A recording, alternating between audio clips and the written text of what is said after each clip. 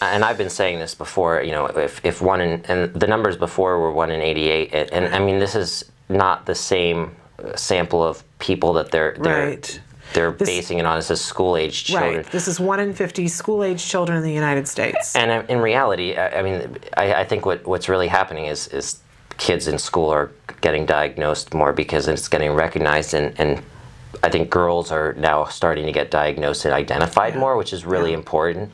And having, you know, images of girls with autism in the media is really cool, and that's just starting to happen. And I think that's it's great. important. It's absolutely important. I will say for myself, I mean, I certainly think and hope that a part of that number is that more kids are being diagnosed.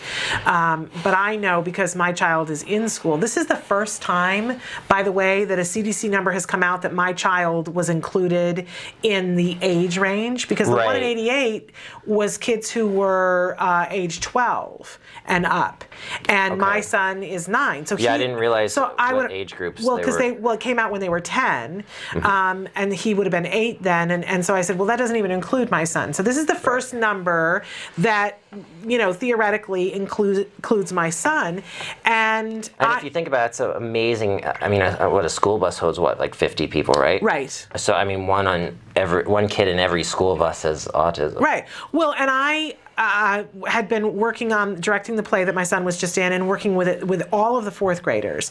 And there are like 100 4th graders, which would mean that there would be at least 2 kids with autism, and there were at least 2 that kids are diagnosed. Right. And keep in mind that people with autism are not always diagnosed. Well, that was what I was just going to say, is that as diagnosis has gotten better, we want to assume that more kids are being diagnosed. But I see on the school playground, and I see amongst my friends and at their birthday parties with their kids, there's a whole lot of kids still who don't get diagnosed. Yeah. So a lot. So that 1 in 50 number. And keep in mind that these numbers vary throughout states, because and I don't think that there's really any variance in incidence necessarily between different states. Maybe a little bit, but not a statistically significant amount of variance. So what you're seeing is some states that have better diagnostic systems are getting higher numbers than other states where, and it is related to the amount of money that's being spent on these services and diagnostics. So everybody who's come in the last week since this has come out, I've said, what was your reaction in that first moment when you heard the 1 in 50? What was your reaction? Oh, now it's more accurate. You know, I mean, I honestly, I mean, some people would be like, oh no, this is, you know, rising, but I thought that it was more already, especially when you see that if it was 1 in 54 boys in that last study, I don't think that there's a difference necessarily in the rate between boys and girls. I think that it's diagnosed better for boys because, and we talked about this a lot, the idea of women not being noticed if they're quieter and shy. There's always that shy girl in every class I've been. There's always that girl who, oh, she's just shy, she doesn't talk to anyone. But you know, if you're a boy and you start exhibiting symptoms, it sometimes will be more noticeable. It's like, why is this boy not, you know, acting like a boy, you know? Fascinating. Well, I hadn't, because, you know, there are all these studies that are being done now trying to figure out what is the genetic difference between why are there so many girls, and you just don't think, you think it's just not, it's, I mean, it's possible. I mean, but when you look at, I think it could be a combination of both. And obviously this is all theory. Everything I'm saying for everyone, not just for you, even the scientists that are studying it, of course, it's theory for them as well.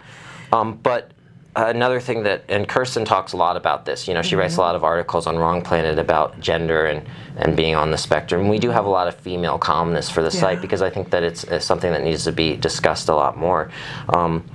She says that as a girl, you have a social group of girls who are more nurturing and because that's what, you know, the gender is expected.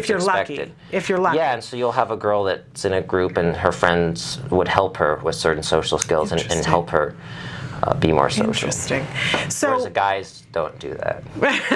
They're not nurturing to each other? Well, I mean, if you look at it, I mean, most of the therapists who work with autistic kids, I mean, on average are women.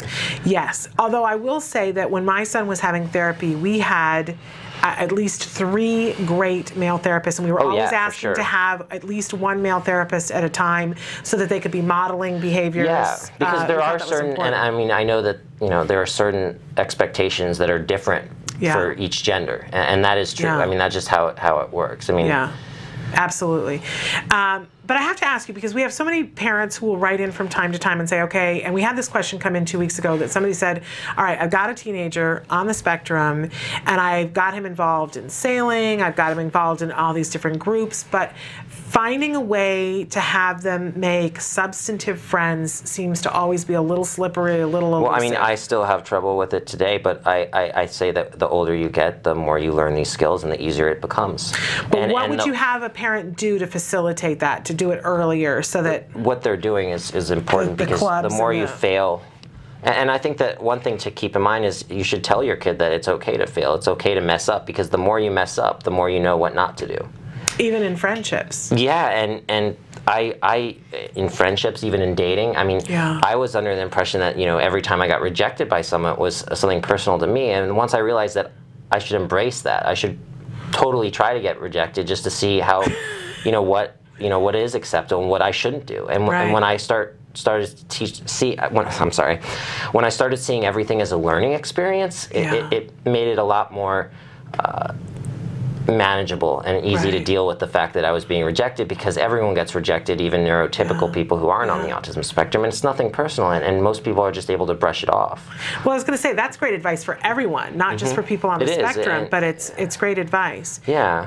And so that's how I'm able to be socially acceptable now. I tried a lot in college, and you saw what didn't work. Well, there was like 30,000 students, so I mean, I could mess up with a ton of people and still find people who didn't know who I was. And still have a dating pool. Yeah, or dating. I mean, Or just friends. thinking of friends, but that it's true with that as well. And when you're in high school, you get a reputation, and people just expect you to. So it's harder to work with that once you get to college or out in the real world, which honestly is a lot easier for us on the spectrum, because we are respected for our talents and our weird interests, because when you're in the real world and you can turn that into a career or something that helps other people and is seen as a talent, it's a lot easier than when you're just in high school and everything you have to do is following rules and doing certain things. I mean, you have to follow rules in adult society as well, and it's important to learn those, but I'd say there's a lot more room to be yourself.